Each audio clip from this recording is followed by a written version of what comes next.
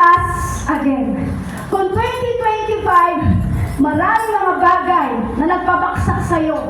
2025, maraming mga bagay na nagpanghina sa'yo. Tumalon ka ngayon 2026 at sabihin mo, Lord, revive us again! Amen? Amen. Talong ka 2025. Huwag kang talong ka na 2026. Amen?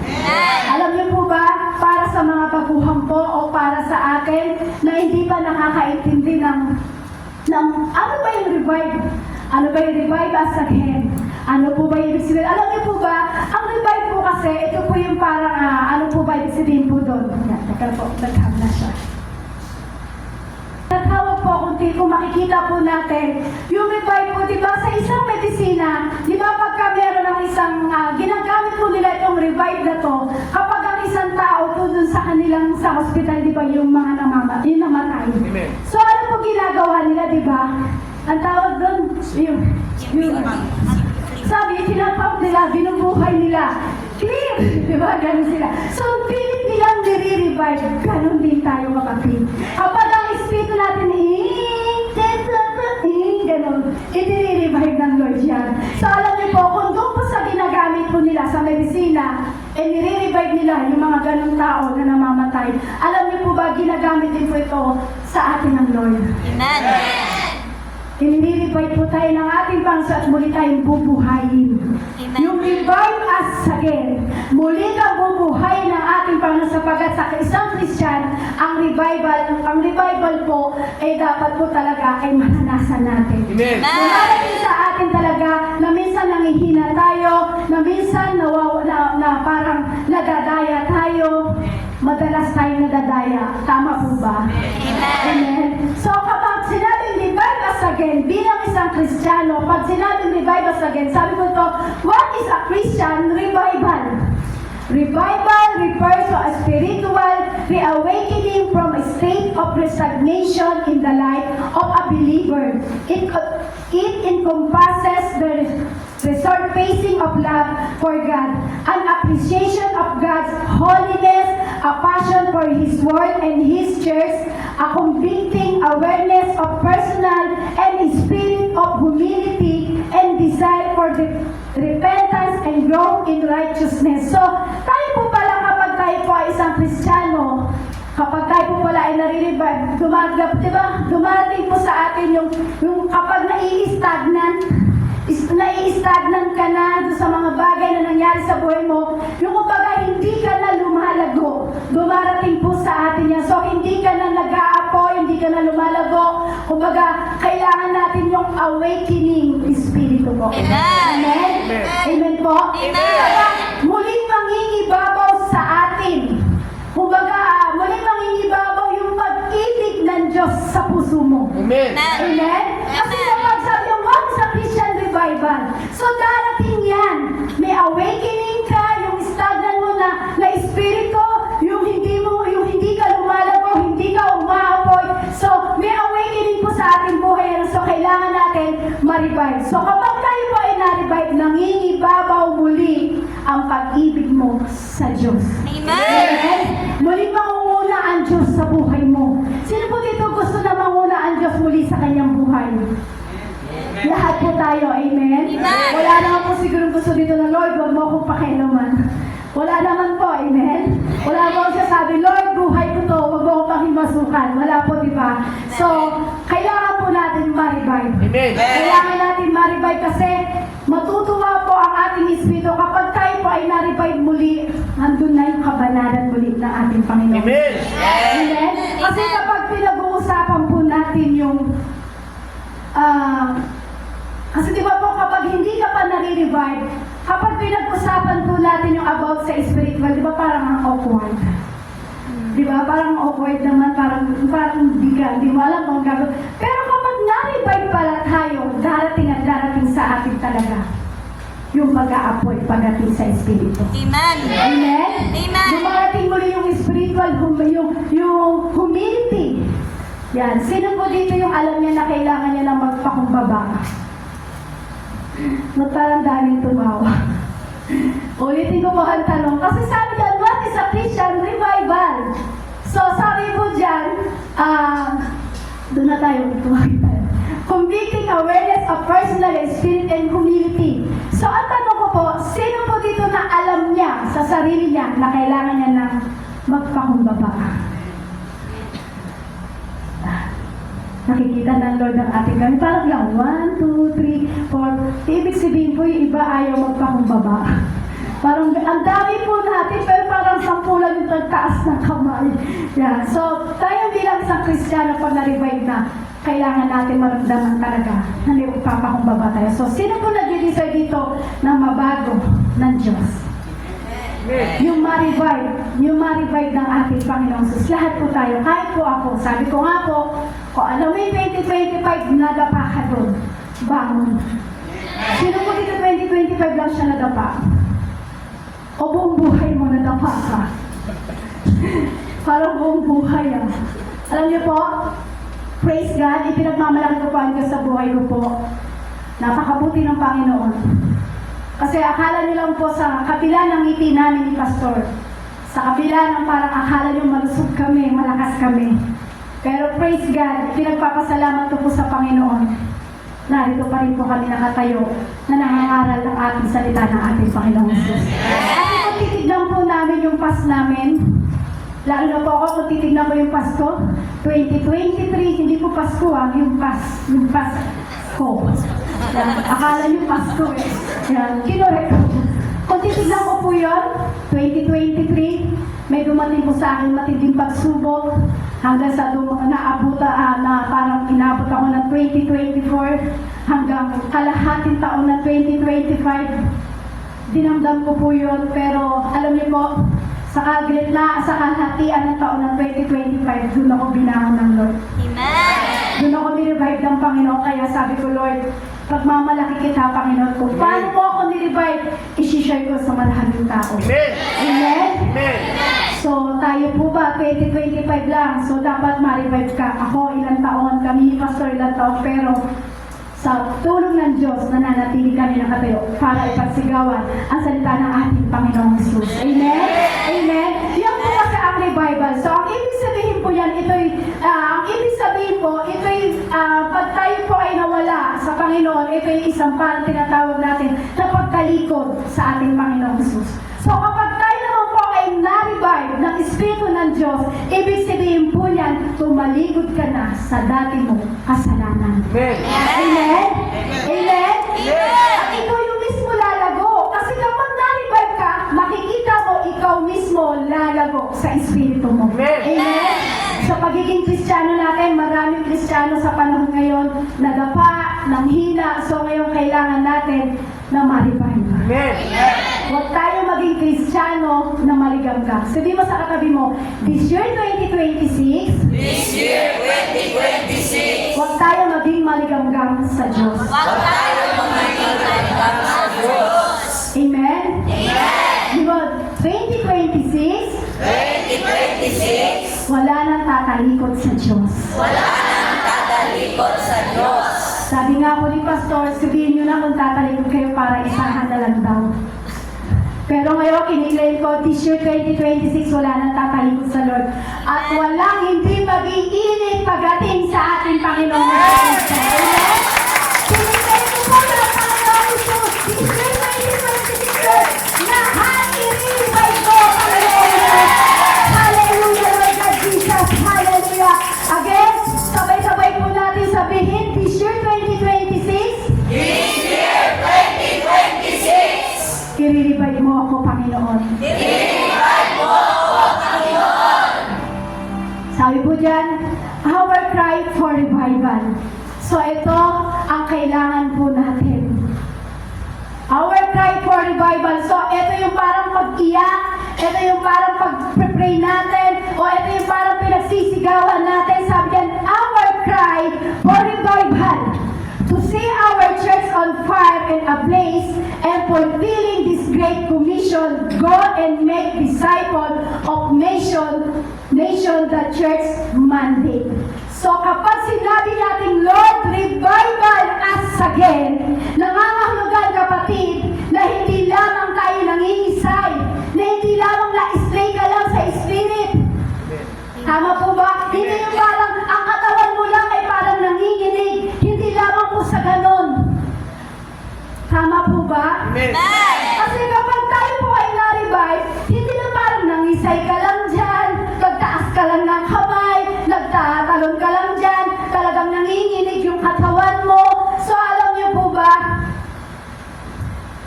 umiyak ka ng umiyak pagdating sa Panginoon, kung hindi naman marirevive ang Espiritu mo, baliwala din po yun. Amen. Kundi dumating ang Holy Spirit sa atin, hindi tayo marirevive. Kundi dumating yung matinding apoy ng Holy Spirit, hindi ka marirevive. Sino po nagsasabi ito, kaya niya i-revive ang sarili niya? Wala po. Wala po, amen? Wala po makakapagsabi na kaya natin i-revive ang ating sarili. So alam niyo po, ang dapat ang maging our cry for revival natin, Disciple of Nation, the Church Mandate. This 2026. Amen. Amen? Amen. Mag-disciple ang lahat. Amen? Mag-preach ang lahat. Ito ang panalangin ng church natin sa this year 2026. Bakit natin pinag-prepare ang revival? Bakit natin pinag-prepare yung revival sa church? Kasi kailangan po natin yan. Amen. Lahat ng member hanggang sa leader, anuman ang edad, bata ka man, matanda ka man, o ugot-ugot ka man, mangangaral ang lahat para sa ating Panginoong Jesucristo. Mangangaral tayo lahat ng mabuting balita ng Diyos. Anuman ang saan ka man dako naroon, mangangaral tayo, kapatid. Amen. Ulitin ko po, sabi nga dito sa English, all member. Kanina Tagalog sinabi ko. Ngayon sabi niya, all member. Baka may kasi hindi niyo maintindihan yung Tagalog. So, English naman po natin. All members to leader in spite of the age and gender are sharing the gospel of Jesus Christ in whatever be. So, magsisimula ang isang revolusyon ng church na ito o tayo mga disipulo ng ating Panginoong Hesus na tayo ay susunod sa henerasyon na ipapanalo natin ang ating buhay at espiritu kay Jesus. Amen.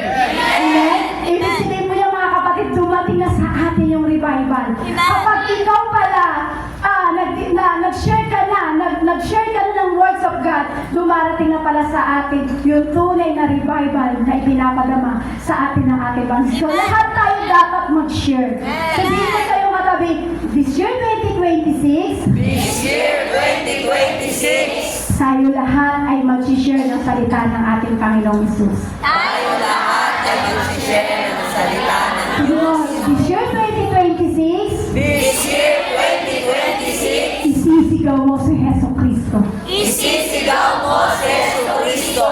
Ipapangaral natin ang ating Panginoong Hesus. Amen? Amen. Magkakaroon na ng pagbubunga ng pag-disciple. Ito sa church na ito, darating ang tunay na revival. Saan? Sa pag-share ng words of God na kaya mo. Bata ka man, hindi na pwede, hindi magsabi na hindi mo kaya. Darating ang revival sa espiritu mo, makukuha mong mag-share na salita ng ating Amen. Amen? Maaari natin itong maranasan sapagkat sa buhay natin maraming struggle. Kaya sabi nga po sa Pilipos chapter 3 verse 13, mga kapatid, hindi ko ipinalagay na nakamit ko na ito, ngunit isang bagay ang ginawa ko habang nililimot ko ang nakaraan at sinisikap na marating ang layuning nais kong makamtan. So alam niyo po ba, ito po yung sinasabi ni Pablo. Hindi naman po niya sinabi na ipinalagay niyang nakamit niya na lahat.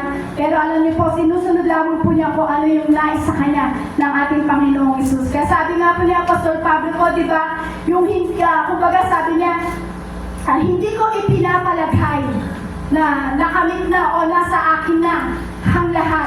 So, hindi niya pinapalagay na narating niya na ang lahat. Kumbaga, lahat ng bagay sa kanya. Kumbaga, isang bagay lang ang ginusto ni Pablo.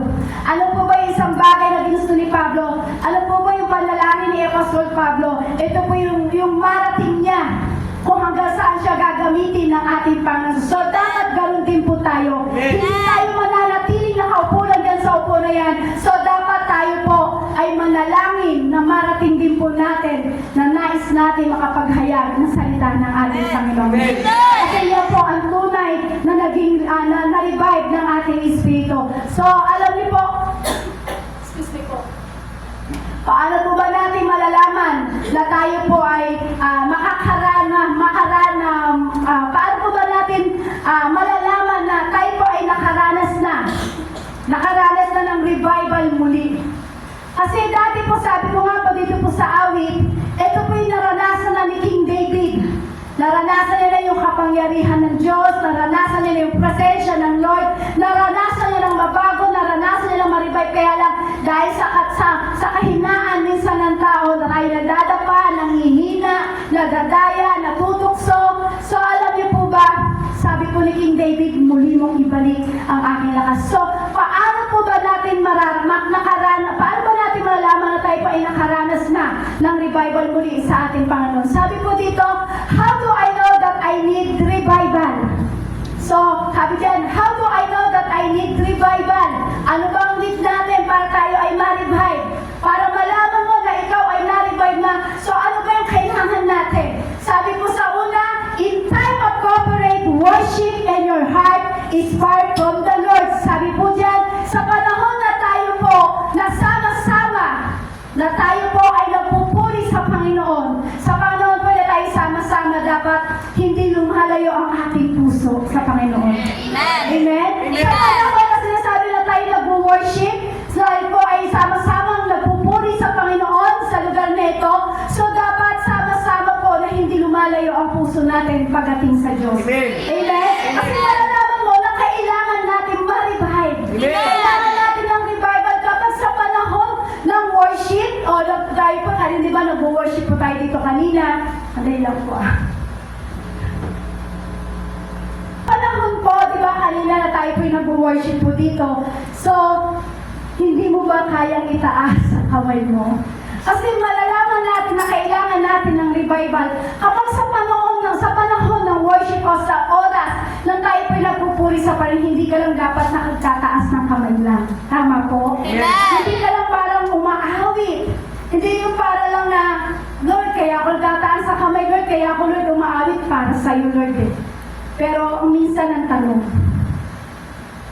umaawit ka, nagtataas ka ng kamay, pero ang tanong, ang puso mo malayo pagdating sa Lord. Sa time ng pag-worship natin sa Panginoon, nakuha mo magtaas ng kamay, nakuha mo umawit sa Lord, pero ang tanong, ang layo-layo ng puso mo, kapatid. Paano ko po nasabi po yun na ang layo-layo ng puso natin? Kapag tayo ay sa time na tayo nag-worship, nakataas nga ang kamay mo, umaawit ka nga, pero ang puso napakalayo. Amen? Amen. Sabi ko si Ingrid, sa tayo ng Lord, una pa lang po yan. Maganda po yung ibibigay ng Lord sa atin. Kasi ako po, nakinaral ko po dito, ako po yung taga-unang-unang nabuksan ng Lord. So, ang puso po natin minsan napakalayo sa Lord. Bakit po? Yung nag-worship ka, nagtaas ka ng kamay, umaawit ka, pero ang layo-layo ng puso mo, bakit? Iniisip mo, ano kaya ulam ko mamaya? Diba? Ano kaya ibibilin kong ulam? Anong oras kayo matatapos si sister? Number 1 pa lang, pero anong oras na? Diba? Yung nag-worship ka, nagtaas ka ng kamay, pero ang layo ng puso mo, kasi bakit yung isip mo nandoon? Ano ba? Anong oras matatapos? Anong oras ba?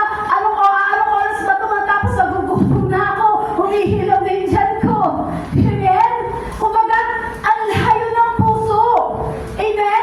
So kapag ganun malayo ang puso mo sa oras ng mag-worship natin sa Lord, nakataas ang kamay mo, umaawit ka sa Lord, pero ang puso mo, ang isip mo, napakalayo sa Lord, kailangan mo ng revival, kapatid. Amen. Amen?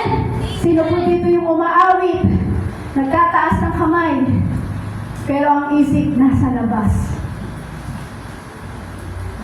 Yung nag-worship ka, yung kung ano-ano iniisip mo, nagkakamkam, Holy Spirit, pero yung mata mo nakatingin kay crush.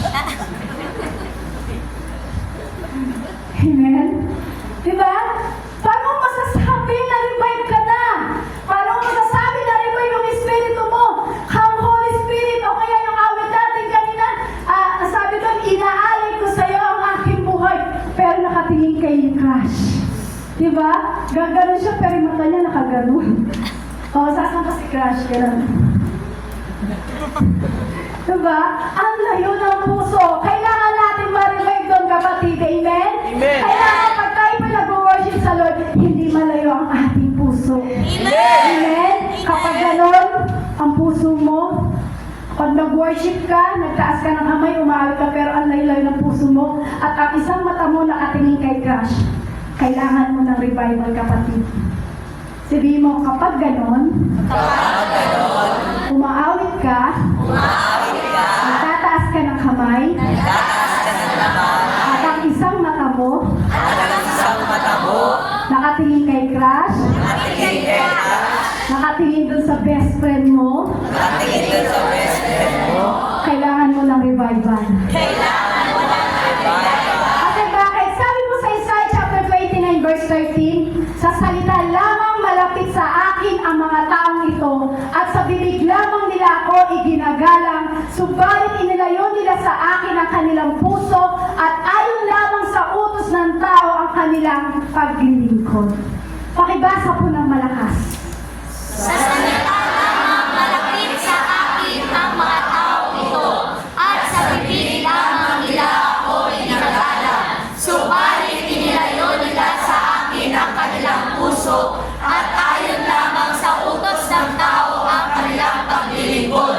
Kasi alam niyo po kung bakit? Kung gano'n lamang ang ginagawa ng isang tao, pagtaas ng kamay, pero ang puso malayo sa Diyos, kailangan natin ma-revive ang ating espiritu, kapatid.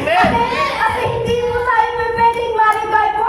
Ang awit mo lang, ang kamay mo lang ang tumataas, pero ang puso mo napakalayo sa Lord. Kailangan natin ma-revive. Amen? Kaya sabihin mo sa katabi mo, kailangan natin ma-revive.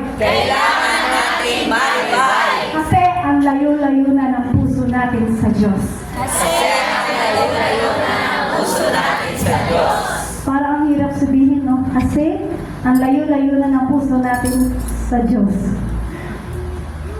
Mas magandang umamin tayo sa Lord. Amen? Amen po. Totoo po kasi marami po sa atin na sumusunod lang sa flow. Sumusunod lang sa flow na kumbaga, yung katabi mo nagtaas ng kamay, magtataas ka rin ng kamay. So yung katabi mo naiiyak dahil naiiyak sa kanta, iiyak ka rin. So sing the flow ka lang. Sumasabay ka lang sa flow. Kumbaga naiiyak ka sa kanta, kumbaga ano ba yung nakakaiyak na kanta na kung saan kayo napaluha.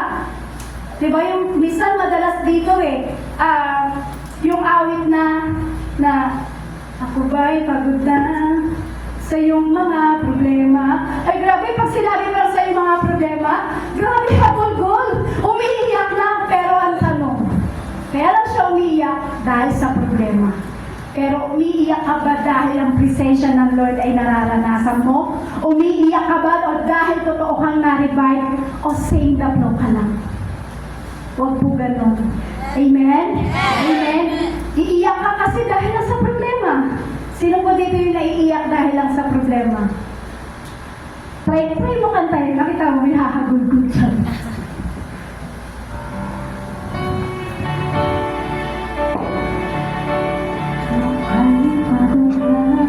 Pagod ka na ba, kapatid? Sa iyong nadarama, hindi pa tayo hiling. Sa iyong mga problema, narito ako at bukas lagi ang palad ko.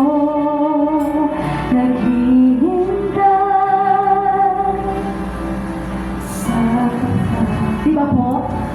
Kapag inisip mo ang problema mo at narinig mo yung awit na yan, iiyak ka talaga. Amen? Amen. Pag yan kinakanta, naaalala mo lahat ng problema mo. Lord, pagod na ako, Lord. Pagod na ako, Lord. Yan, ganon. Pero alam niyo po, pag gano'n lang, kaya ka umiiyak dahil naisip mo lang ang problema mo, hindi ka totoong nakaranas ng revive ng Panginoon. Amen. Amen? Amen po. So, kailangan po talaga natin ma-revive. Kailangan po natin na pag tayo po ay umaawit sa Panginoon, ng oras ng pag-worship, oras ng pag-welcome natin sa Holy Spirit, ibigay mo yung the best. Buhayin mo yung Espiritu mo. Buhayin mo yung Espiritu mo sapagkat mararanasan mo ang tunay na revive ng ating Panginoon. Sumunod po para kailangan daw po natin ng revival sa ating buhay. How do I revival. Sabi po sa number 2, if you really don't understand about the goodness of God, kapag ganun po ang nangyari po sa atin, parang puro reklamo na lang po tayo, kailangan na po natin ng revival. Sino po dito lagi nag-murmuring? Sino ba yung lagi may reklamo sa buhay? Kapag lagi kang may reklamo sa buhay, wala nang bigas! Kailangan mo na ng revival, kapatid. Kapag tayo daw po pala ay puro reklamo, kailangan natin ng revival sa ating buhay. Lord, naubos yung pera ko ng Pasko at ng New Year. Lord, pengin naman ako. Diba? Kapag ganun daw po ang ating mga lumalabas sa atin, hindi puro reklamo, kailangan natin ng revival pagdating sa Panginoon. Ikaw yung taong, kumbaga ikaw yung tipo ng tao ikaw yung tipong tao na kumbaga parang may ginagawa na ang Diyos sa buhay mo, pero nakapokus ka pa rin sa problema. Sino ba dito yun? Alam mo na may ginagawa ang Diyos sa buhay mo, pero ikaw nakapokus ka pa rin sa problema. Ay, walang umamin. Ibig sabihin, malakas po kayo lahat. Ibig sabihin, lahat na o-overcome nyo. Sabi nyo kanina, wala. Tapos ngayon, ganyan. Ano po talaga? Ate, kuya. Yan. So, sige po. Ikaw kasi minsan, yung bagay na alam mo lang may ginagawang maganda ang Diyos sa buhay mo. Pero minsan, tayo mga Pilipino ang sakot natin. O tayo mga Kristiyano, alam mo may maganda ng ginawa ang Diyos sa buhay mo. Pero nakapokus pa rin tayo sa problema. Lord, ang daming due date itong January. Lord, wala na kaming bigas, nauubos na Lord. Lord, wala na akong pera, wala na akong panggas, wala na akong pambayad ng kuryente, ng bahay, kung ano-ano pa. Pero meron magandang ginawa ang Diyos sa buhay mo, pero nakapokus ka sa problema pa rin. Kapag gano'ng kapatid, kailangan mo ng revival pagdating sa ating Panginoon. Amen? Amen? Lagi na kasi, kumbaga parang, lagi na lamang tayo parang, parang ino-overtake mo yung goodness ni Lord. Tama po ba? Kasi kapag tayo pinaka-focus lang sa problema, pero alam mo may magandang ginagawa ang Diyos sa buhay mo, parang ino-overtake mo lang yung goodness ni Lord. Kumbaga parang alam mo naman, naiintindihan mo naman kung ano yung bagay na ginagawa ng Diyos sa atin, pero minsan naka-focus pa rin tayo sa problema. Yung parang ina-abuse natin yung goodness ni Lord. Sabi mo, kapatid, huwag natin i-abuse Huwag natin i-abuse ang goodness ng ating Panginoong Hesus. ang goodness ng ating Kasi Panginoon. sabi po sa Romans chapter 6, verse 1 to 2, ano ngayon ang sasabihin natin? Patuloy ba tayo magkakasala upang sumagana sa atin ang kagandahang loob ng Diyos? Hindi tayo patay na sa kasalanan. Paano pa tayo mamumuhay sa pagkakasala? Ulitin ko po. Ano ngayon ang sasabihin natin? Patuloy ba tayo magkakasala upang sumagana sa atin ang kagandahang loob ng Diyos? Hindi. Tayo'y patay na sa kasalanan. Paano pa tayo mamumuhay sa pagkakasala? Maling-mali po yun. Amen? Pagkos tayo po ay patay na sa kasalanan. Hindi na tayo nabubuhay sa mundong ito para mabuhay sa pagkakasala o mamuhay sa dati nating pamumuhay. Amen? Kapag ikaw po ay nagkakasala ngayon sa ating Panginoong Hesus, o kaya halimbawa, Lord, nagkasala ako ngayon, Lord, Sunday, Lord, na lang ako hihingi ng tawad sa iyo. Huwag ganun kapatid, kasi huwag ka lang, ngayon ka nagkasala Wednesday, tapos Sunday ka, humingi ng tawad, humingi ka ng sorry sa Panginoon, gano'n. Kasi hindi mo mararanasan ang revival na nagmumula sa ating Panginoong Hesus. Kasi kapag gano'n, Wednesday ka nagkasala, tapos Sunday ka hihingi ng tawad, uulitin mo lang yung kasalanan na yun. Promise. Sino ba nagsasabi dito na totoo yun? Diba? Yung nagkasala ka ngayon, na Sunday ka pa hihingi ng tawad sa Lord, promise, maya-maya gagawin mo ulit yan. Bukas gagawin mo yan. Biyernes gagawin mo ulit. Sabado gagawin yan. Tapos pagdating ng morning ng Sunday, doon ka lang hihingi ng tawad. Pagdating ng Sunday ng hapon, uulitin mo pa rin yan. So, baliwala ang revival na mararanasan po natin. Amen? Kasi atingin natin, mabait ang Diyos. Yes, mabait po ang Diyos. Pero dahil sa kabutihan ng Lord, hindi po natin dapat ina-abuse po yun. Kasi ang Diyos, hinihintay lang naman tayo para tayo po ay mabago at mabago at para tayo po ay parang muling magbigyan ng kalakasan ng ating Panginoong Jesus. Amen po. Kasi kapag tayo po ay na-revive o tayo po ay kailangan natin ng revival sa ating buhay. So alam niyo po ba, yun yung nagdadala sa atin na tayo po ay itutulak para mag-repent sa Lord. Sino po dito yung alam niya nagkasala siya, pero gusto niya talagang ma-revive siya ng Lord, ma-revive siya ng Diyos. Di ba ito yung time na ito yung nagtutulak sa kanya para mag-repent pagdating sa ating Panginoong Jesus. Kasi alam niyo po, kailangan natin mag-repent sa Lord. Kasi hindi natin kailangan abusuhin ang kabutihan ng ating Panginoong Jesus. Kumbaga, halimbawa, nagkasala ka, kumbaga parang, Lord, kahinaan ko babae, magbababae na lang ako. Lord, kahinaan ko lalaki, manlalalaki na lang ako. Lord, kahinaan ko nasa laman. Kaya Lord, eto nalalagdag ako sa laman. Huwag ganun.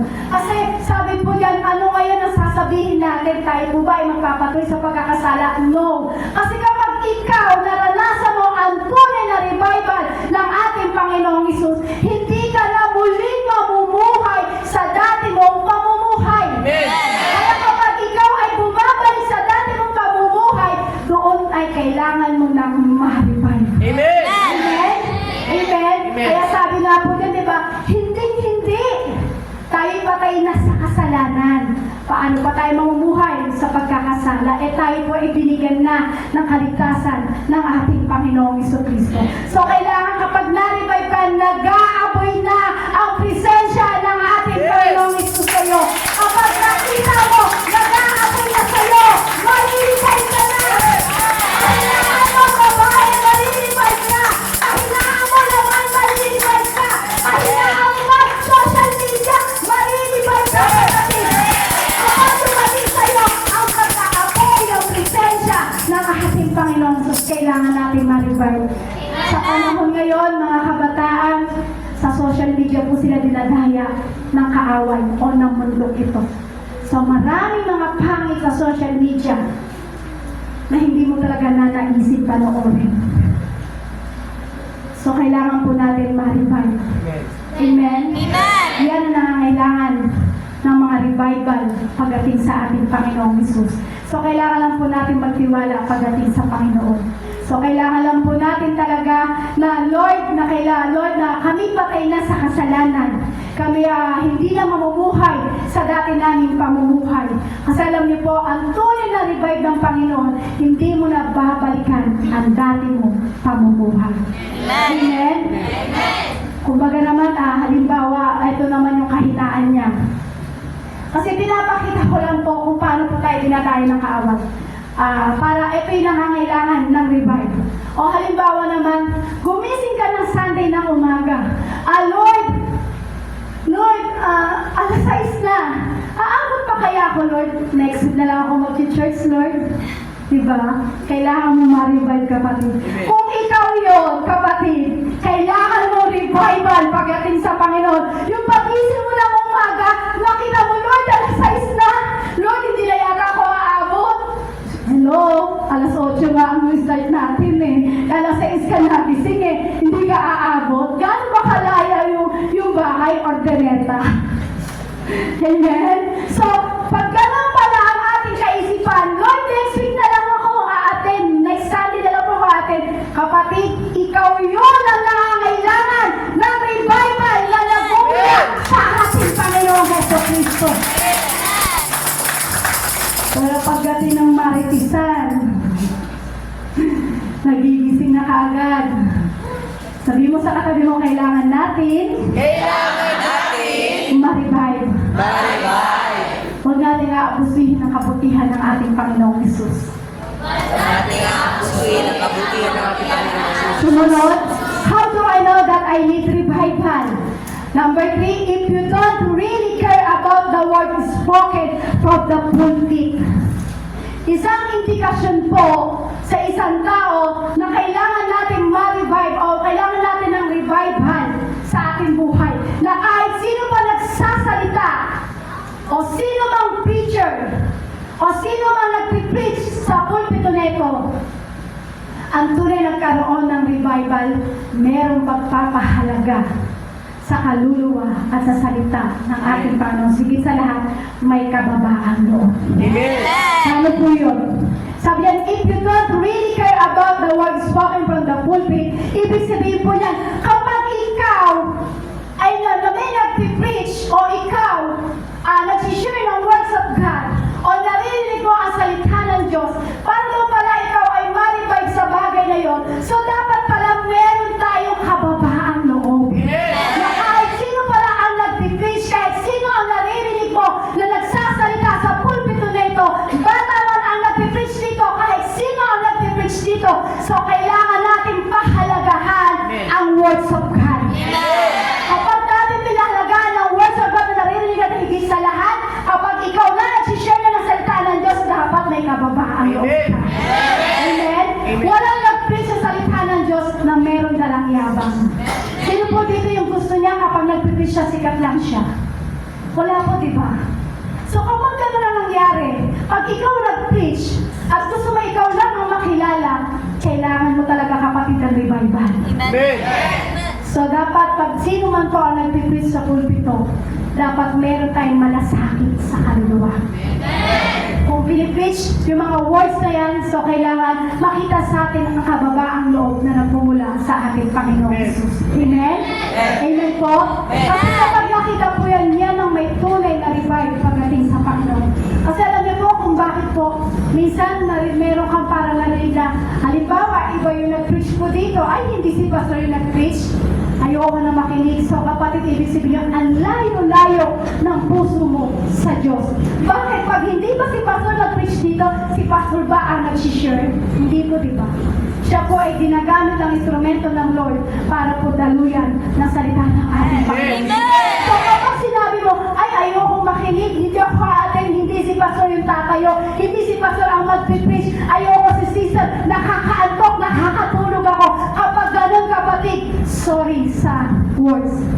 Kapag ganun ang naging takbo ng puso mo, kapatid, ibig sabihin, ang layo ng puso mo pagdating sa Lord. Kasi dapat pagdating sa words of God, kailangan ganado ka, buhay ka, may kababahan mo ka, buhay ang Espiritu mo. Kaya alam mo po, Vision 2026, ito ang aking dalangin. Dalangin ko sa Panginoon, dumating ang revival pagdating sa church. Dumating ang revival sa bawat isa sa atin. Kasi lahat po tayo talaga nadaya ng hina, nawala ng lakas pagdating sa mga bagay na nangyari po sa atin itong 2025 na to. So, dalangin ko po sa Panginoon, dumating sa atin ang revival as again. Sabi mo muli, revival, as again. Amen? Hindi yung pupunta ka lang ng Diyos, pupunta ako ng Diyos kasi nandun si sister. Pupunta ako ng Diyos, nandun si best friend. Pupunta lang ako ng Diyos, nandun si crush. Kapag gano'n kapatid, hindi mo na naranasan ang tunay na revival pagdating sa Lord. Dapat kapag pumunta ka sa church, kapag narinig mo ang words of God, nandun yung grabing pagrespeto. Grabing respeto pagdating sa Lord. Hindi sa grabe ang paghanap mo pagdating sa Lord. Grabe pagkauhaw mo pagdating sa ating Panginoon. Yan ang gustong makita ng Diyos. Kaya lang po minsan, ang gusto lang makita, si crush. Ang gusto lang makita, yung mga bagay na andun si Beshi. Minsan pupunta ng church kasi gusto, nandun na yung kamaritisan niya. Huwag ganon kapatid. Sabi mo, huwag ganon. Minsan hinahanap mo si ate, si kuya, si crush. Hinahanap mo yung kamaritisan mo. Ang tanong, ang Diyos po ba hinanap mo na? Ang Diyos po ba gusto mo bang makita? O gusto mo lang makita si crush? O gusto mo lang makita yung sinasabi nilang kabady-bady mo lang? Huwag ganon. Kaya sabi mo sa katabi mo muli, kailangan natin ng revival. Alam niyo po, sa panahon natin ngayon o sa oras na ito, gigisingin tayo ng ating Panginoon Jesus. Amen? Amen? Sino po dito yung gising? Sino mo yung katabi mo kung tulog? Sabi mo, kailangan natin ng revival. bakit? Kailangan natin ng revival kasi lahat ang natutulog gigisingin ng ating Panginoong Hesus. Lahat ang natutulog na Espiritu gigisingin ng ating Panginoong Hesus. Amen? Kasi alam niyo po, kapag hindi nagising ng Diyos ang Espiritu mo sa pamamagitan ng kanyang kinig o yung preach na yung words ng sinishare sa pulpito nito, ibig sabihin kapatid, ang layo-layo na talaga ng puso mo pagdating sa Diyos. Kaya yung Espiritu natutulog, gigisingin po talaga ng ating Panginoong Hesus. Sino po dito yung kanyang Espiritu natutulog at gustong gisingin ng ating Panginoong Hesus? Uy, lahat po kayo, hindi natutulog yung Espiritu nyo. Nahiya naman po ako sa Lord. Lahat po tayo talagang malakas sa Lord. Lahat po tayo, hindi natutulog yung ating Espiritu. Eh yun nga lang, wala kang pera kanina eh. Nagreklamo ka na eh. Buhay po ba yung Espiritu pag ganon? Ouch! So, alam niyo po, isang araw, ang pananampalataya po natin sa Diyos, ang paniniwala po natin sa Panginoong Hesus, dapat talagang malakas. Amen. So, sa oras na ito, na kahit anong marinig mo sa preach na nakatayo dito, na kahit anong marinig mo na salita ng Diyos sa pulpito nito, kapag tinutulugan mo ang salita ng Diyos, tignan mo yung katabi mo kung tulog. Ibig sabihin po niyan, nangangailangan siya ng revival sa kanyang espiritu. Tignan mo ulit yung katabi mo kung tulog. Kapag tulog yung katabi mo, nangangailangan niya ng revival ng espiritu na nagmumula sa ating Panginoong Jesucristo. Amen? Yung habang na may nag-preach, habang may nagpapahal ng salita ng Diyos, nagsiselfon ka, kapatid, kailangan mo ng revival. Amen? Amen! Hindi ka naman nagtitake note, pero nagsiselfon ka. Sino po dito yung gumagawa po nun? Hindi ka naman nagtitake note, nagpi-Facebook ka lang naman. Uy, nag-chat. Tapos, nawala ang revival ng Espiritu na nagmumula sa Diyos. So, dalangin ko po mga kapatid, walang ganon sa Jacob family. Amen. Hindi tayo doon. Amen? Amen. At walang matutulog sa gawain ng Diyos. Amen. 26, hindi na tayo ganon. Kailangan natin ma-revive ang ating Espiritu. Sa 2025, sinulungan mo yung buong taon na yun. Buong gawain na tulog ka. Kapatid, this year 2026, dumating sa'yo ang revival ng Espiritu na nagmumula sa ating Panginoon Jesucristo. Sabihin mo, Lord! This year 2026! Hindi na ako matutulog sa gawain mo! So lahat kayo natutulog. Kasi sinabi nyo eh, hindi na kayo matutulog eh. So lahat kayo natutulog. Nahuwi kayo, no? Hindi, sister, okay lang. Nagtitwinkle-twinkle lang naman yung aking mata. Hindi naman totally. Simple pero ang lakas ng dating. Tama po? Yes. Simple pero ang lakas ng tama. Simple pero ang lakas ng sipa sa espiritu na nangangailangan ng revival. Kahapon nga, ng madaling araw, nang inaabot ko, hindi lang sipa inaabot ko. Binugbog ako ng todo. Hintayin niyo pa yan. Bibilisan ko na lang po. So, dapat hindi ito ang maging DNA. Hindi ito yung DNA natin. Ang DNA natin, yung pagdating ng words of God, tutok tayo sa word of God. Amen. Ang DNA ng isang Kristiyano, kapag dumating ang word of God, hindi niya tinutulugan, bagkos focus tayo. Amen? Sabi nga po sa Santiago chapter 1 verse 22, mamuhay kayo ayon sa salita ng Diyos. Kung ito'y pinakikinggan lamang ninyo, ngunit hindi isinasagawa, dinadaya ninyo ang inyong sarili. So yung tipong amen ka ng amen, yung tipong praise the Lord ka ng praise praise the Lord, yung tipong parang hallelujah ka ng hallelujah, pero ano? Yung praise the Lord! Amen! Hallelujah! Hallelujah, hallelujah ka dyan. Kala mo naman, totoong nakikinig.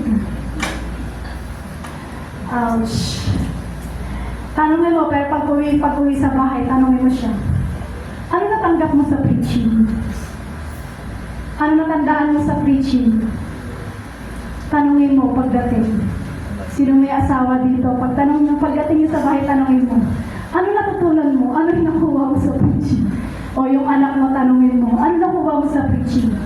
Pag walang nakuha yan, sabi mo, hallelujah ka lang, hallelujah, amen ka lang, amen, praise the Lord ka lang, praise the Lord, pero hindi ka naman pala nakikinig. Diba? Kaya sabihin mo. Kaya alam mo, ito po yung katotohanan. Totoo po ito.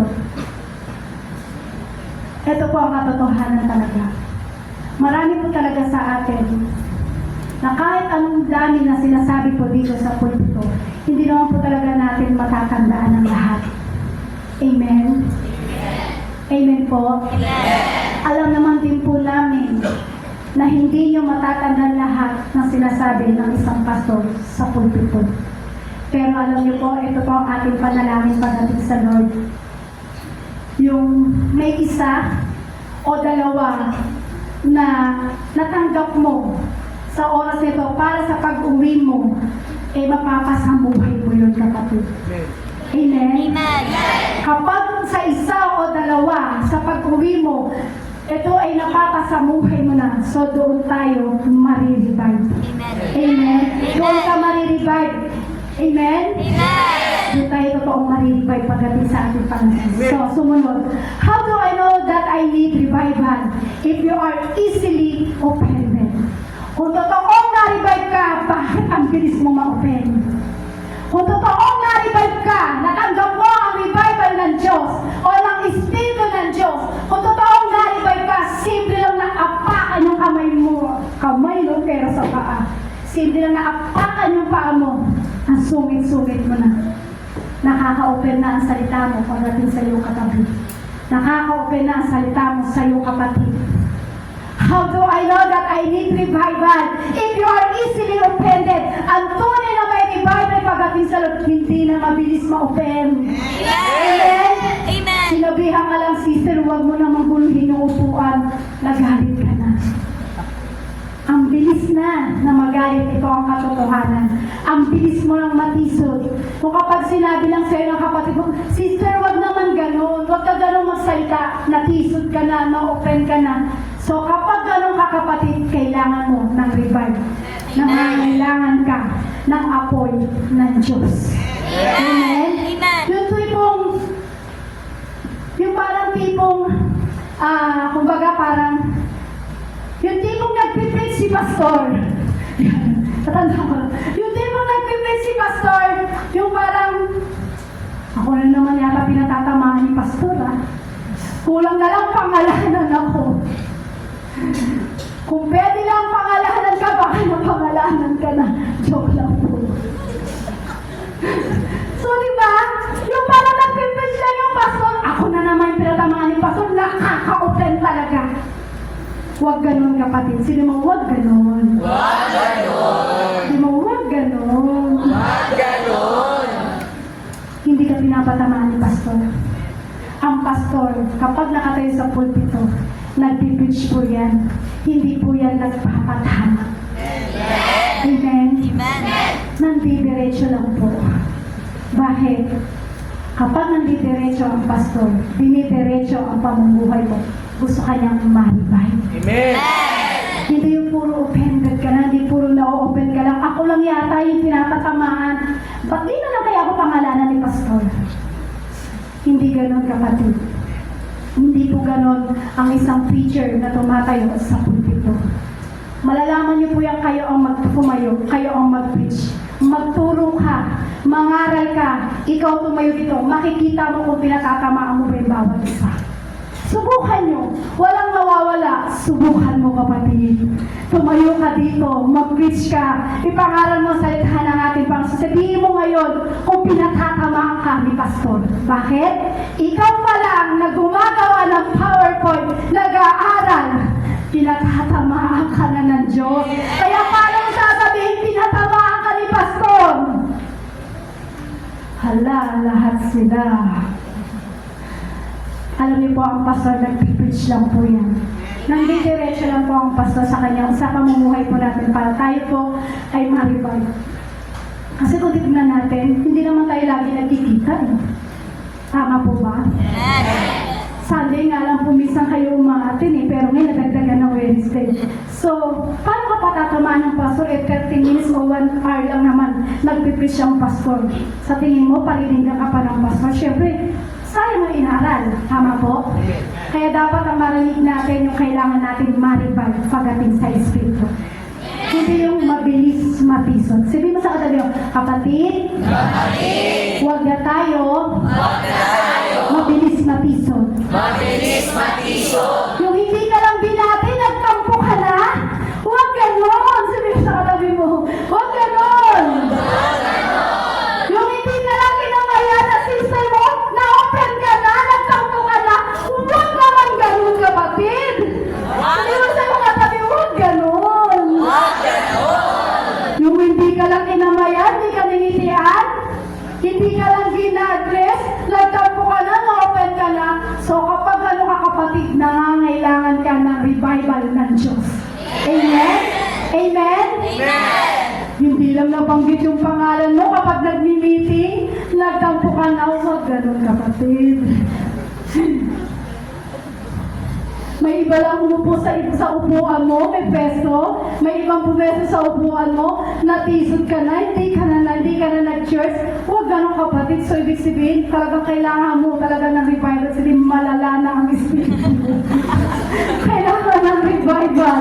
Amen? Huwag naman yung tipo parang ikaw may ahin ng upuan. Para sa lahat yan. Amen? Kasi meron po yan eh. Naupuan lang yung inuupuan niya, natisod, hindi na nag-shoots. Alam niyo po, this is my cry. Why? Kasi kahit tayo po'y nagpipreach, kahit kami pinagpipreach ito, kailangan natin sumamba sa Panginoon na may pagkakilala ng todo sa Diyos. Hindi yun na-open natin. Amen? Hindi naman po kami hindi na po namin binubola yung inyong kaisipan at hindi po namin kailangan binugin ang inyong kaisipan. Bagkus, hawak tayo ng Diyos. So, kailangan lang natin po maribay. Tama po? Kasi kailangan po sa buhay po natin, dapat tayo po ay hindi na-open. Kasi kapag mabilis ka ma-open, ibig sabihin niya, kailangan mo ng revival.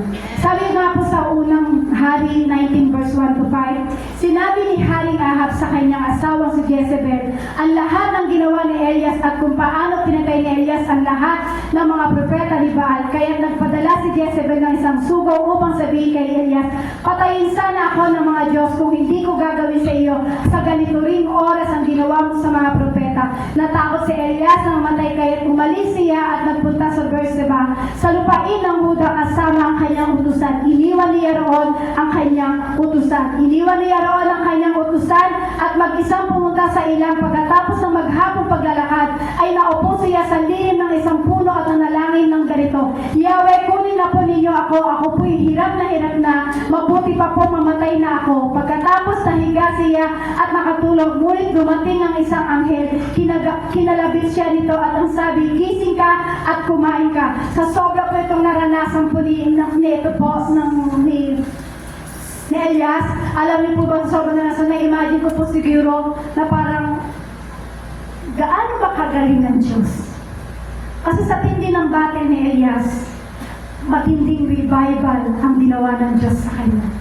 Isipin niyo po yun, yung si Jezebel, natakot po siya doon. Kasi akala papatay siya, pero grabe yung revival yung pinakita ng Diyos sa kanya. Pero sa salta lamang ng isang babae, natakot po si Elias. Pero alam niyo po, dapat sa buhay po natin, dahil meron tayo Diyos, Hindi tayo dapat sa isang salita lang ng tao matatakot ka. Hindi na sa isang salita ng tao ma-open ka. So kailangan lagi tayong may revival pagdating sa ating Panginoong Jesus. Amen. Sumunod, how do I know that I need revival? Everything you do is done people to see. Kailangan mo ng revival kasi ang ginagawa mo ay para lamang sa tao.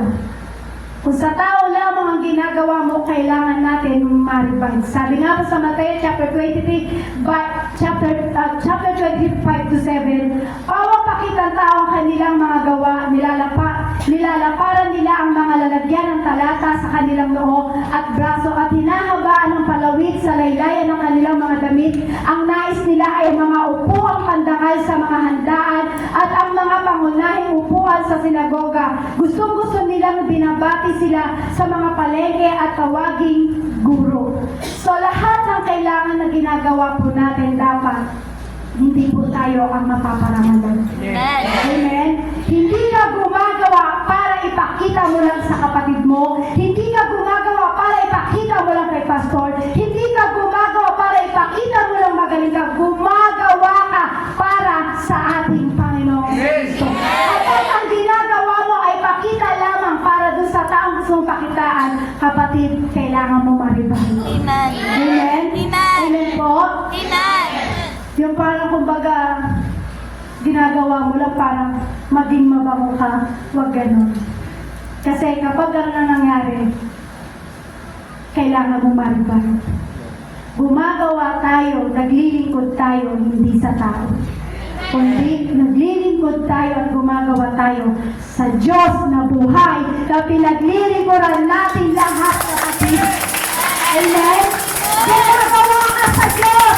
Hindi na gumagawa para kay pastor! Hindi na gumagawa para sa akin! Hindi na naglilingkod para sa lahat! Naglilingkod ka para kay Kristo! Kailangan natin i-verify! Pero kapag ikaw ay gumagawa lamang para makita ng tao, ikaw ang nangangailangan ng revival. How do I know that I need revival? If you share your faith anymore. Kapag di ka na nag-share ng iyong mga pananampalataya, kailangan mo ma-revive. Yung ang dami-daming ginawa ng Diyos sa buhay mo, pag nagtawag, sino mo makikipagulahan para iparangalan ang kabutihan ng Diyos? Wala. Kapag ganun kapatid pala, kapag walang nagpapatotoo na ginagawa ng Diyos sa buhay mo, na napakaganda ng gawa ng Diyos sa buhay mo, hindi mo ipinatotoo sa harapan nito, nangangailangan ka ng revival ng Diyos. Bakit? Napakagandang ginawa ng Diyos sa buhay mo, pero hindi mo kayang ipagsigawan. So kapag tayo pala ay hindi na nag-share ng pananampalataya natin, wala na tayong sinashare ng words of God, malala na po ang ating espiritu. Kaya kailangan natin ma-revive. Kaya sabihin mo sa katabi mo, walang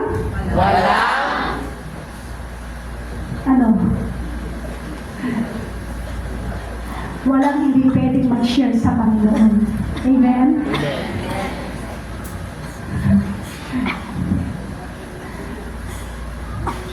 Sabihin mo sa katabi mo, kapatid, walang hindi pwedeng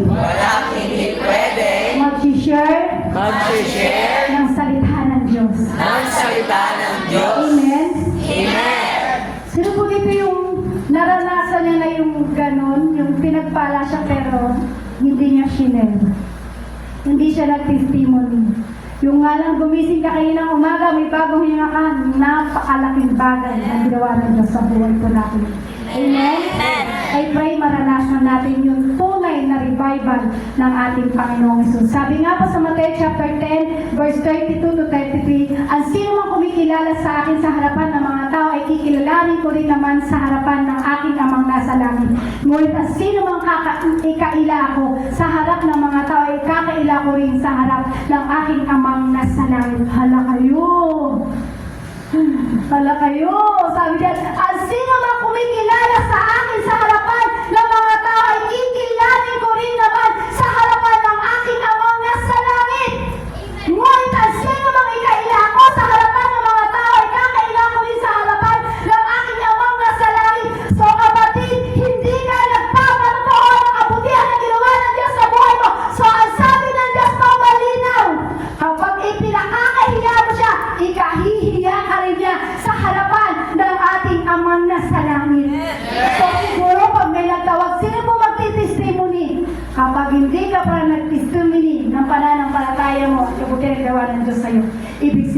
yan, ikinahihiya mo ang Diyos. Amen? Amen. How do I know that I need revival? If you are just religious and legalistic, sabi po dito. Kung baga religious lang sa'yo, yung pagiging born again, kailangan mo ng revival. Alam mo, yung pagiging born again, kailangan hindi po yan na parang religion lang. Kundi meron tayong matinding relasyon pagdating sa Panginoon. Kasi kapag religion lang sa'yo ang pagiging born again, o yung parang religion lang sa'yo ang pag-church mo tuwing Sunday, tapos Lunes hanggang Saturday, nakalimutan mo na ang Panginoon, kailangan mo ng revival na nanggagaling sa Panginoon. Kumbaga parang magaling lang tayong humarap. Kumbaga magaling ka lang mangarap. Kumbaga magaling ka lang parang magpanggap sa harapan ng tao, pero minsan tatalikod ka pagdating sa harapan ng Diyos. Huwag ganun. Amen? Amen. Kapag pumalikod ka, kumbaga magaling ka lang humarap, okay ka kasi nasa church ka, okay ka katabi mo si kapatid, okay ka kasi kaharap mo si pastor, okay ka kasi nandiyan si sister. So okay, maganda yung pagiging born again mo. Pero kapag wala ka na sa church, wala na katabi mo, wala na sa harapan mo si pastor, nagiging legalistic ka lang. Kaya sabi nga po sa Lucas chapter 18 verse 11 to 12, pumayo ang Pariseo at nanalangin ng ganito, O Diyos, nagpapasalamat ako sa iyo sapagat hindi ako katulad ng iba ng mga magnanakaw, mandaraya, mga ngalunya, o kaya katulad ng naniningil ng buwis na ito. 2 beses akong nag-aayuno at sa isang linggo, nagbibigay rin ako ng 10 bahagi mula sa lahat ng aking kinikita. Kailangan mo maribad kapatid kapag sinabi mo yan sa verse 11. Yung 2 beses ako nag-aayuno, isang linggo ako nagbibigay rin ako ng 10 bahagi mula sa lahat ng aking kinikita. Kapag ganyan ka kapatid, kailangan mo ma-revival. Pumupunta ka lang ba sa church dahil kailangan mo lang? Nagbibigay ka lang ba sa Lord? Dahil ayaw mo maputol yung blessing ng Diyos sa'yo? O nagiging religious ka lang o legalistic ka lang? Huwag ganon. Kasi alam niyo po, ang tunay na nag-revival, dapat maranasan natin yung totoong revival pagdating sa Lord. Amen. Hindi kaya ka lang nagbibigay kasi, halimbawa, kaya ka lang nagbigalo sa asawa mo kasi mahal mo siya. Pero pagdating sa Lord, di ka nagbibigay. Parang sinasabi natin, Lord, eto lang sa'yo. Parang sinasabi niya, nagbibigay siya ng 10 bagay mula sa lahat ng kanyang kinikita. Tayo po ba?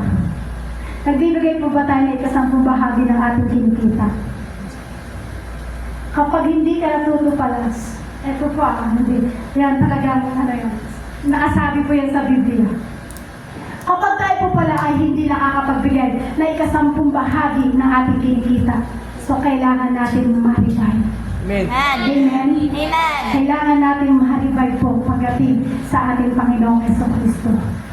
So, how do I know that I need revival?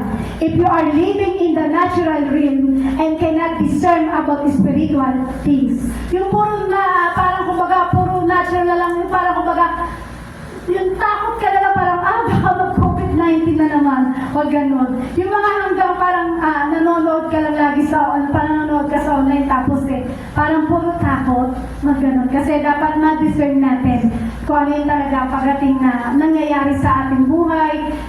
Kailangan natin talaga yung ating espiritu ay ma-revive. Kasi dapat hindi puro takot. Hindi yung parang pumunta ka ng church, kumbaga parang living natural realm ka lang. Huwag ganun kapatid.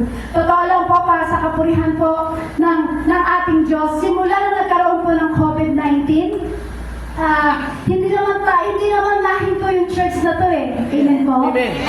Simula na nag-COVID-19, tuloy pa rin po yung pag-share ng words of God. So, kailangan na-discern natin yung ating spirit. Amen. Amen? Amen po, para sa kapurihan ng ating Panginoong Hesus, kahit may COVID-19, dapat hindi ka hihinto pagdating sa simbahan. Amen. Amen? Amen?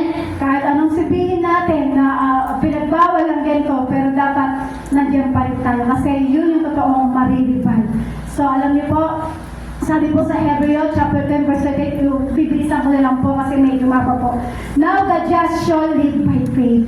Sabi po sa 2 Timoteo chapter 4 verse 7, pinagbuti ko ang aking pakikipaglaban, natapos ko na ang dapat kong takbuhin, at nananatili akong tapat sa pananampalataya. Panatilihin natin ang ating pananampalataya this year 2026. Bakit? Kapag pinanatili mo ang pananampalataya mo itong taong 2026, kailangan natin we need revival.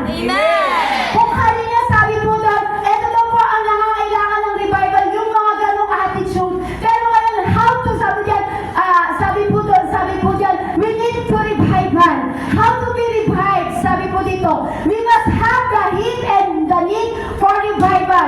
Sabi po sa Lucas chapter 11 verse 13, kayo nga masasama ay marunong magbigay ng mabubuting kaloob sa iyong mga anak, lalo na ang inyong Ama na nasa langit, na nagbibigay ng Espiritu Santo sa mga humihingi sa Kanya. So, kailangan natin magkaroon tayo ng puso at kailangan natin ma-revive pagdating sa ating Panginoon Jesus. Kasi, meron po talaga na hindi natin makakaila na pagdating sa harapan ng Diyos, kumbaga, yung sarili lang natin yung kilala natin. Huwag po ganun. So, alam po ng Diyos kung ano ang puso natin. Alam ng Diyos kung ano ang puso mo ngayon. Kung anong nilalaman ng puso mo ngayon. Sabi nga po sa Mateo chapter 5 verse 3, pinagpala ang mga taong walang inaasahan kundi ang Diyos, sapagkat kabilang sila sa kaharian ng langit.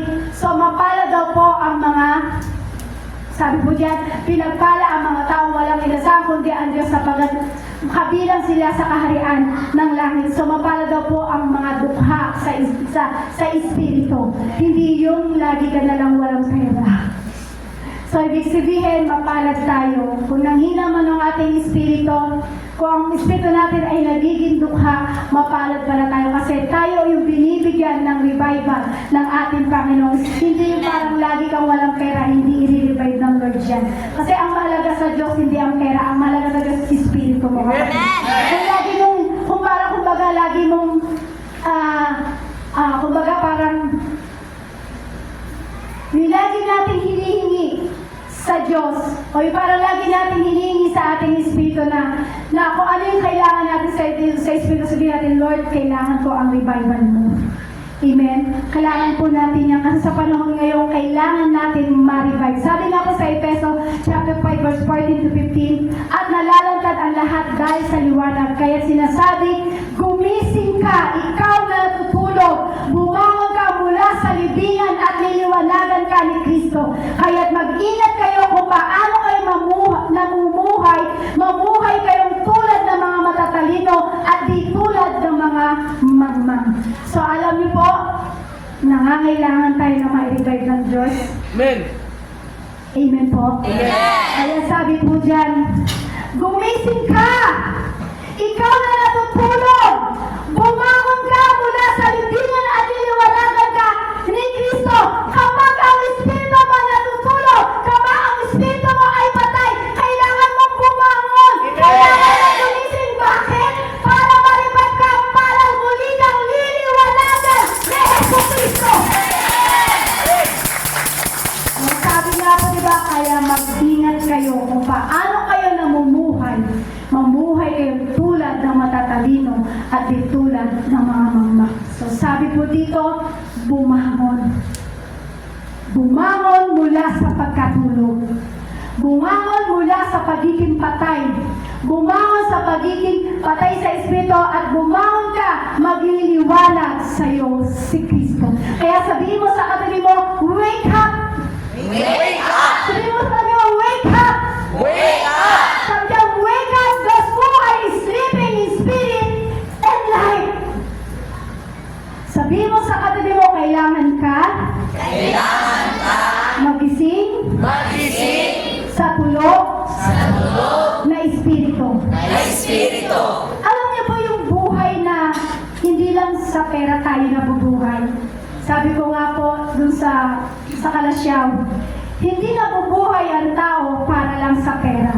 Hindi nabubuhay ang tao para lang magtrabaho. Nabubuhay ang tao para maglingkod sa ating Panginoong Jesus. Amen? Amen po? So alam niyo po, kung natutulog ba ng ating espiritu, gisingin po natin yan. Yan ang katotohanan.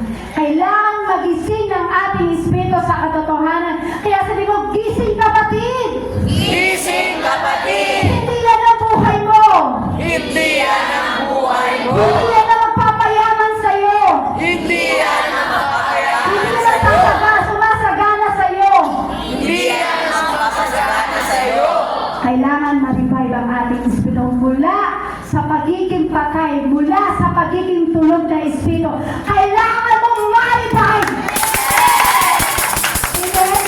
So we must take an initiative. Sabi po dyan, Ephesians chapter 5 verse 18 to 19, huwag kayo maglalasing sapagkat sisirain lamang niyan ang inyong buhay. Sa halip ay dapat kayo mapuspos ng espiritu sa inyong pag-uusap. Gumamit kayo ng mga salmo, mga himno at mga awiting espiritual. Buong puso kayong umawit at magpuri sa Panginoon. Hindi po kayo kayang i-revive ni Pastor.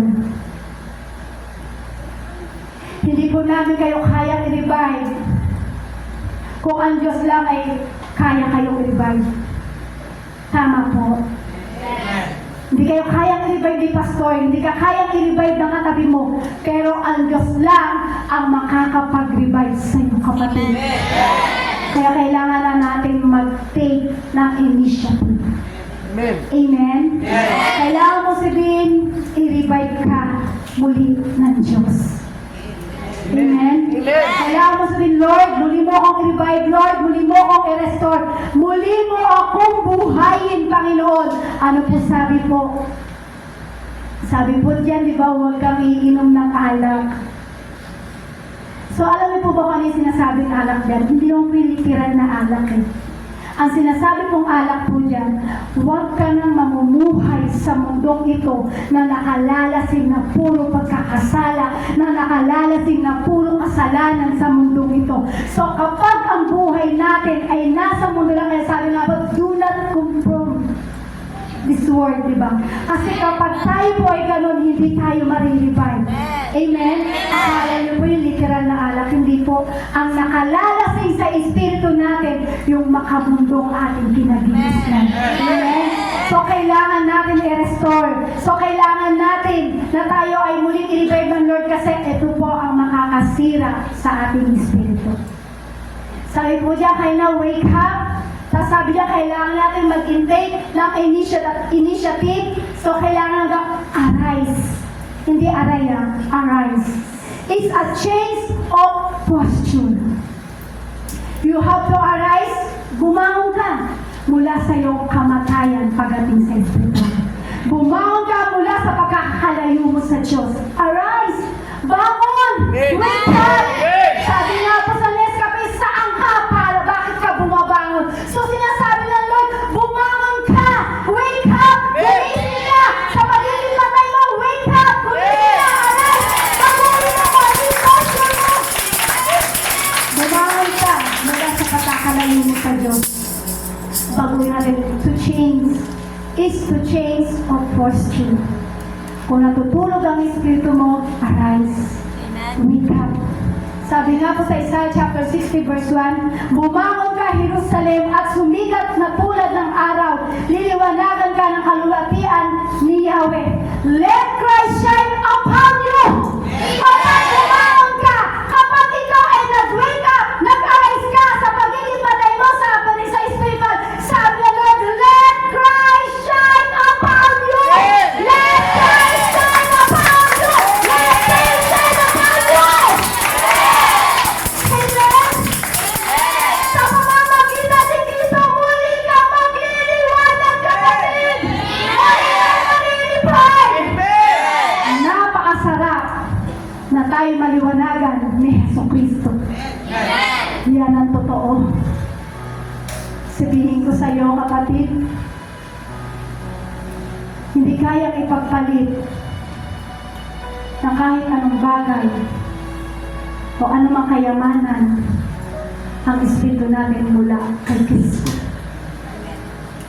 Pero sa generation po natin ngayon, napakabilis na ipagpalit nila ang Diyos.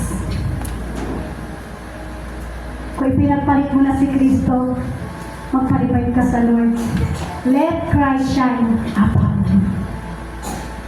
Babaguhin tayo ng Diyos ngayon. Babaguhin ka ni Yeso Cristo ngayon.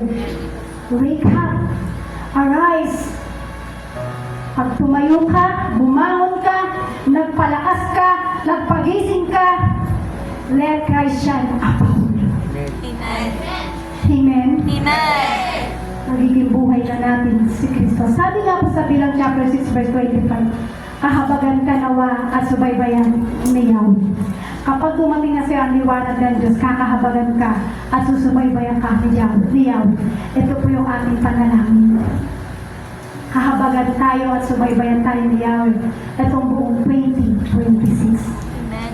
Muli tayong buhayin, muli tayong palakasin ng Diyos, at muli nating ibigin ang Diyos. Maraming beses na po tayo gustong lumayo sa Diyos, pero ang Diyos, hinihintay tayo lagi. Hindi nagsasawa ang Diyos. Alam niyo po, ang Diyos, tayo ang hinihintay. Hindi ang Diyos ang naghihintay sa atin. Ikaw ang hinihintay ng Diyos. Hindi ikaw ang naghihintay sa Diyos. Bakit? Habang ikaw hinihintay ng Diyos at lumapit ka sa Diyos, mararanasan mo ang revival na nagmumula sa Diyos. Sabi nga po sa Psalm 85 verse 6, will you not revive us again that your people may rejoice in you? Basahin ko po ulit sa Tagalog. Sabi po sa Tagalog, ibangon mo kami, sana ibalik mo ang nawawalang lakas at kaming lingkod mo ay pupurihin ka ng taglay hanggala. Revive us again. Kapatid, maranasan mo ang revive na nagmumula sa ating Panginoong Hesus. Anumang bagay na narinig mo ngayon sa preaching nito, anumang nakuha mo na aral sa preaching nito, dalangin ko sa Panginoon, i-revive ka. Dalangin sa Panginoon, idali sa'yo ang revival. Pulang-pulang ka ng Espiritu mo, bangon! Wake up! Lahat po tayo tumalong sa presensya ng ating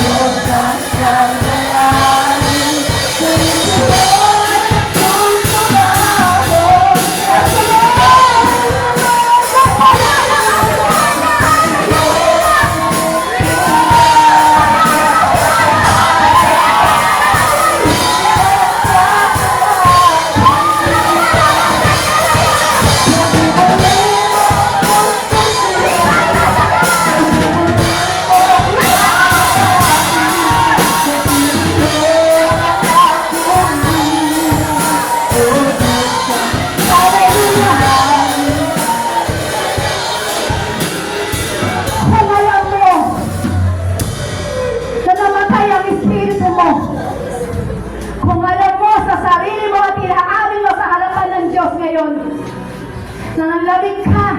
Namatay ang espiritu mo. Nawala yung apoy mo sa Kanya. Wala kang ibang ipapanalangin ngayon. Wala kang ibang ipananalangin ngayon sa Diyos. Kundi muli ibangon ng Diyos ang espiritu mo. Revive us again. Wake up mga kapatid. Gising mga kapatid. Bangon mga kapatid. Wake up. Wake up. Wake up. Ibangon ka muli ng Diyos. Muling idali sa'yo ng Diyos ang kalakasan. Robosekaraya besandaraya. Shikaraya besandaraya besakaraya. Robosandaraya besakaraya sendara. Shikaraya sendara sendara baha. Robosandaraya besakaraya. Sa pangalan mo, Panginoon Jesucristo. Sa pangalan mo, Lord. Lahat i-wake up mo, Lord. Lord, wala kaming ibang dalangin sa iyo, Panginoon. Ibangon mo ang church na ito, Lord. Ibangon mo yung mga kapatiran namin, Lord, na nangilan, na namatay ang kanilang espiritu, Lord. Ibangon mo sila, Lord. Lord, this is my cry. This is my cry. This is my cry, Panginoong Jesus. Muli mong ibangon ang mga kapatiran. Muli mong ibangon ang Jacob family. This is my cry, Lord. This is my cry. Sa hapit ko, Lord, inaanyayahan namin, Lord, yung espiritu na isasabi mo sa amin na magpapalakas sa aming mga kaluluwa. Maraming salamat po, Lord, sa gabi nito, Lord. Salamat sa presence. Salamat sa mga salita na binigay mo sa amin na magpapalakas sa amin, Lord. Salamat, Lord, sa mga tumusok sa aming puso. Salamat sa iyo, Panginoong Isus. Ikaw ang magiging sandalan namin. Ikaw ang magiging kalakasan namin sa taon nito, Lord. Salamat ng marami sa iyo, Lord, sa gabi ito. Hayaan mo, Lord, sa aming mag-uwi at magkakahiwalay, Panginoon.